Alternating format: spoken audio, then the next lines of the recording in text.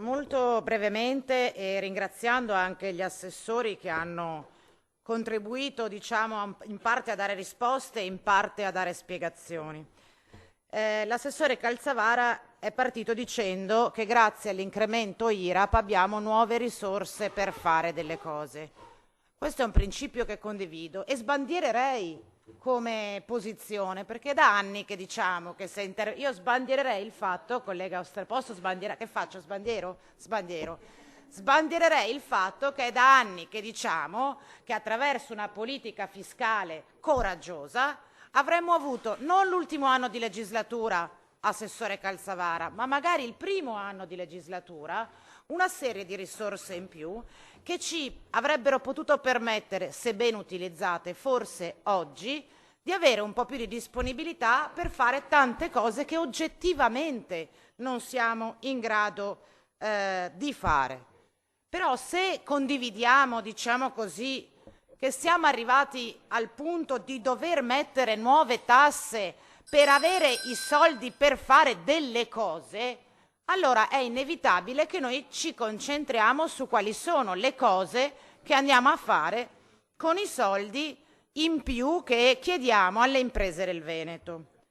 Allora io non lo so se gli 8 milioni del voto dedicati alle elezioni regionali saranno utilizzati nel 2025 o nel 2026.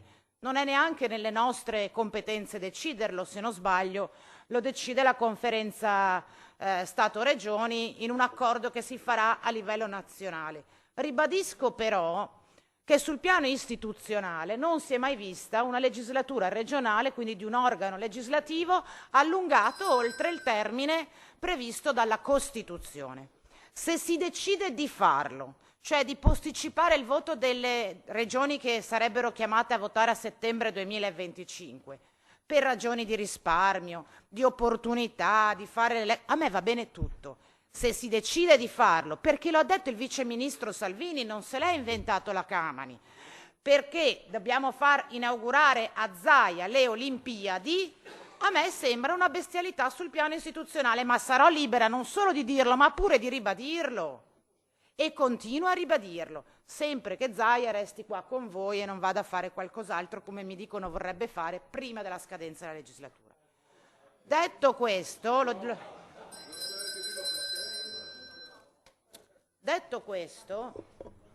e io non lo so come andranno, io diciamo faccio politica da un po' di tempo e mi piace anche ogni volta che proviamo a candidarci a qualcosa partire almeno con l'ambizione di provare a vincerle quelle elezioni. Poi magari avrà ragione lei e vincerete sempre voi. Io ho come l'impressione che i suoi 41 consiglieri di maggioranza, qualche posto in più o posto in meno, a differenza di lei, la differenza la farà.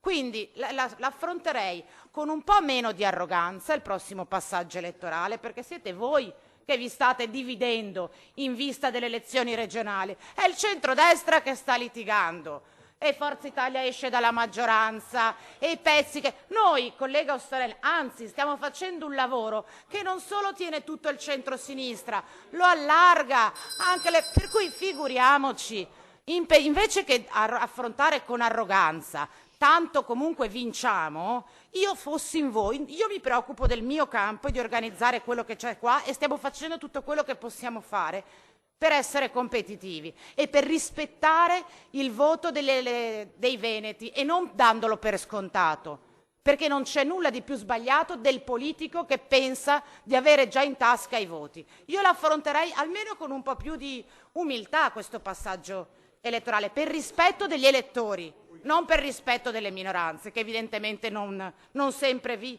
appartiene. Se vogliamo stare sui soldi e se vogliamo, come dire, seguire il ragionamento che lei ci ha fatto, assessore Calzavara, io le chiedo, visto che lei ha dichiarato in questo Consiglio regionale che una parte significativa delle perdite della Pedemontana, che ad oggi sono, diciamo, ripagate in bilancio con risorse correnti, verranno invece pagate con gli utili di CAV che verosimilmente, come nel 24, arriveranno anche nel 25. Io le chiedo di discutere già oggi Quando i 18 milioni di cava arriveranno, con i 18 milioni che ci avanzano cosa facciamo? Perché se no succede come succede da 5 anni a questa parte, che vi fate le vostre partite in giunta e arrivano qua gli emendamenti all'ultimo momento di quantità rilevanti anche di risorse, di cui noi non sappiamo niente se non quando arrivano qua dentro. Abbiamo 18 milioni in teoria che non abbiamo in mano adesso, ma ce li abbiamo tra 10 mesi? Ci dica come li vuole spendere e ce lo dica oggi se ha un'idea di come andarli a spendere. Questo lo dico perché non basta avere un po' di soldi in più per fare delle cose. Bisognerebbe, uno, capire che cose si vanno a fare e due, provare ad avere una lettura in prospettiva. L'altro giorno dicevo sguardo lungo, abbiamo 18 milioni, abbiamo 10 mesi di tempo per capire come usarli, iniziamo a parlarne subito se non abbiamo niente da nascondere. Invece quello che vedo io, leggendo i bilanci della Regione del Veneto in maniera abbastanza puntuale e precisa da quando siedo in questo banco, è che non ritrovo un'incapacità di innovazione politica, non c'è mai un'idea nuova attorno a cui costruire una lettura della società. È come se voi vi foste incaponiti a leggere le grandi mutazioni, i grandi cambiamenti che sono in atto con un paio di occhiali vecchio. Cioè, per quando voi ci raccontate della realtà veneta, oltre a rinnegare l'evidenza, e cioè che ci sono dei problemi, continuate a leggere questa realtà con gli occhiali che avete indossato 15 anni fa, quando come maggioranza vi siete seduti su questi banchi. E se oggi noi diciamo che quelle lenti lì sono vecchie, non stiamo dicendo che ha fatto tutto schifo in questi 15 anni, siamo anche noi orgogliosi della nostra regione. Vi stiamo però dicendo che dopo 15 anni che avete governato la regione senza avere un confronto vero, non dico con i territori, ma perlomeno con questo Consiglio regionale, o cambiate gli occhiali o siete capaci di produrre innovazione politica. Ma io mi rendo conto che chi siede su quelle sedie con i voti in tasca, convinto che anche se governa malissimo, i voti tornano a voi, perché come amate ricordarci, tanto perdete anche la prossima volta, a uno non c'è neanche lo sbatti di dover essere migliore di fare meglio di quello che ha fatto finora, perché qualsiasi cosa tanto vincete voi. Questo è un atteggiamento non soltanto arrogante nei confronti della minoranza, ma ripeto, quella è una roba che riguarda noi, ma anche sbagliato rispetto alla capacità che abbiamo di stare nel luogo in cui stiamo e assumerci le responsabilità che ci dobbiamo assumere. E giusto per chiudere anche questa retorica delle Olimpiadi, a noi vanno benissimo le Olimpiadi. Noi siamo i primi fan dell'evento olimpico. Non è questo che ci preoccupa, assessore Calzavara. Ci preoccupa che c'è solo questo.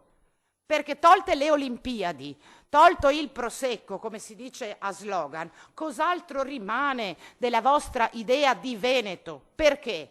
Mi dispiace che l'assessore Corrazzari sia uscito. Di certo non rimane la convinzione che la casa sia un diritto da rafforzare in questa regione. Stavo parlando di lei. Perché a me va benissimo che abbiate un piano strategico casa, perché questa è la giunta dei piani strategici. Ogni volta che c'è un problema si fa un piano strategico. Il problema, assessore Corrazzari, è che nel suo piano strategico non c'è un euro di risorse regionali. Perché il Pinqua sono risorse dello Stato, l'FSC sono risorse dello Stato, il bonus 110% sono risorse dello Stato. Dove sono i soldi della regione? Perché Zeboni tutti le fare i piani strategici con schede sta altri. Una regione, un ente investe e mi sta dicendo che crede in quella roba lì, se mette le mani in tasca e caccia i soldi. Allora, se sono 900 milioni, spannometricamente, la richiesta finanziaria che servirebbe, lei fa sto mestiere da 10 anni, sarebbero stati 90 milioni all'anno. 90 milioni all'anno. Iniziava subito, appena si era seduto lì, lei, qualcuno prima di lei, come direbbe Calzavara, è 30 anni che governate, sono 30 anni che governate, facciamo 15, da quando è arrivato Zaia. 8 milioni all'anno. Oggi avremmo avuto la capacità di rispondere a tutti i bisogni e a tutte le emergenze abitative. Perché non è una priorità di questa regione? Perché la priorità sono le Olimpiadi. Se mi dite che per affrontare il problema della salute e della sicurezza sul lavoro state facendo ovviamente il piano strategico, perché quando c'è un problema si fa il piano strategico, e che dentro quel piano strategico prevedete le assunzioni. Assessore Lanzarin, anche nel piano strategico precedente erano previste le assunzioni per gli Spisal. E oggi l'organizzazione sindacale della CGIL ci ha detto che in tutta Venezia ci sono 14, in tutta la provincia di Venezia, 14 responsabili della sicurezza Spisal. In tutta la provincia di Venezia, 3 a Mestre. Ci sono a Mestre, si è verificato il più grande scandalo di lavoro sommerso e nero del nord Italia. A Fincantieri, nei cantieri navali qua dietro, 3.000 lavoratori non in regola, con dei contratti pirata, pagati 5 euro l'ora. Ma possono essere i 3 ispettori Spisal che vanno ai cantieri navali con appalti, subappalti e subappalti a garantire la salute e la sicurezza sul lavoro dei cantieri navali di Venezia? C'è il più grande cantiere della... Ma faccio un esempio, perché i problemi non si risolvono soltanto con i piani strategici in cui si annunciano assunzioni, si annunciano interventi di manutenzione, si annunciano progetti e programmi. Chiudo con l'ultimo tema perché mi sembra... No, ma abbiamo 2 giorni, assessore Marcato, si figuri. Chiudo adesso. Con l'ultima questione. A me fa piacere, assessore Lanzarin, sinceramente, che giovedì pomeriggio finalmente incontriate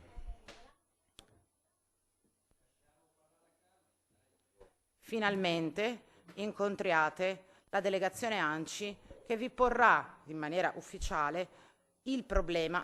Se basta chiederle un appuntamento per informarla che esiste una voragine nei bilanci dei comuni, ne prenderemo nota, ma io mi immagino che l'assessore alla sanità della Regione del Veneto non ha bisogno della lettera di ANCI per sapere che le delibere di giunta che avete assunto hanno un impatto pesantissimo sui bilanci dei comuni. E dico finalmente perché è un impatto molto pesante che supera i 5 milioni di euro, che riguarda il bilancio del 2024, essendo il 20 di dicembre 2024 è come se finalmente. Quindi mi fa piacere che finalmente vi incontriate, ma a parte l'incontro e il piano strategico, la domanda che io vi faccio è: ma giovedì cosa diciamo a questi sindaci? Perché l'ipotesi che l'adeguamento tariffario delle rette non sia tassativo e si possa derogare è un'ipotesi che io non voglio neppure prendere in considerazione, visto che stiamo parlando degli stipendi degli addetti della cooperazione sociale. Quando questi comuni si siedono con lei finalmente giovedì al tavolo e le dicono che gli mancano 5,4 milioni per chiudere i bilanci del 24 e almeno il doppio per iniziare i bilanci del 2025, a parte i piani strategici, cosa rispondiamo a questi sindaci? Perché io non so voi, ma io continuo a ricevere messaggi di amministratori locali che, sapendo che siamo in sessione di bilancio, dicono: ma rispetto a quella roba lì ci sono novità? Ma siete riusciti a parlare con la Giunta? Ma siete riusciti a parlare con Calzavara? I comuni non chiudono i bilanci, soprattutto i comuni più piccoli, perché le grandi città in qualche modo qualche riserva ce l'hanno, tagliando servizi. I comuni più piccoli non chiudono i bilanci, anzi, i comuni più piccoli devono scegliere se negare l'aumento dei contratti nazionali agli operatori del terzo settore o non chiudere i bilanci. Questo è un tema, e siccome avete discusso per mesi di questo adeguamento, ma al tavolo delle rette non c'erano i comuni, io mi chiedo, dentro questa discussione dei tavoli strategici e delle emergenze che evidentemente non sono considerati tali, siamo in grado di risolvere un problema urgente? I 18 milioni di CAV potrebbero essere utilizzati come impegno per dare una mano ai comuni a chiudere i bilanci? Faccio un esempio. non come destinazione mi è abbastanza chiaro, ma basta, diciamo, liberare altre risorse. Mi è anche abbastanza chiaro come si può fare. Dico per dire, perché se oggi, oltre a offendervi perché le opposizioni non sono d'accordo con voi e no, secondo Calzavara io dovrei venire qua e fare l'opposizione al governo di De Pascale in Emilia, no? Se vuole io mi attrezzo anche per questo, ma siccome siedo in questi banchi, analizzo l'attività della Regione del Veneto. Riusciamo oggi a prendere un accordo per risolvere questa emergenza che a noi sembra prioritaria? Ne avete un'altra? Proviamo a risolverne un'altra. È su queste questioni che noi continuiamo a ritenere che questo collegato alla legge di bilancio non corrisponda alle necessità. Non vuol dire che fa tutto schifo, vuol dire che se ci fossimo noi al vostro posto, anzi, lo dico all'assessore Calzavara così magari cambia prospettiva, quando noi saremo al vostro posto, faremo un bilancio su altre direttive, su altre priorità e con un'altra lettura della società. Grazie.